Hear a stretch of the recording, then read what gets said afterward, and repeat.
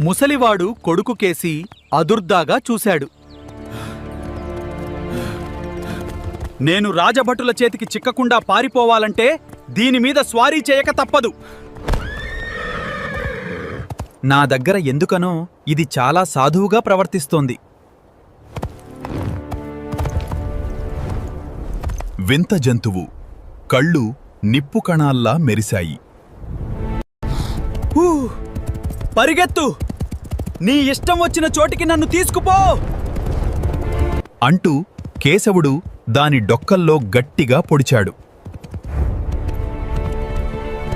అది తుఫాను వేగంతో కొండకేసి పరిగెత్తసాగింది. వింత జంతువు వేగానికి కేశవుడు భయపడిపోయాడు. ఎక్కడ పట్టుతప్పి కింద పడితే తునాతునియలైపోతానో అని కంగారుపడ్డాడు.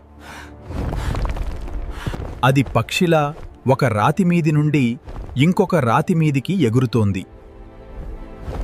దాదాపు కొండ శిఖరానికి తీసుకుపోసాగింది. ఆ కొండ ప్రదేశమంతా మహాభయంకరంగా ఉంది.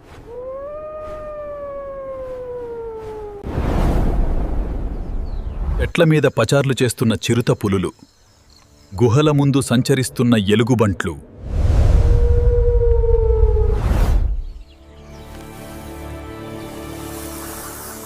ఈ క్రూర జంతువుల బారిన పడి చచ్చే కన్నా రాజభటులకు చిక్కటమే మేలు కదా.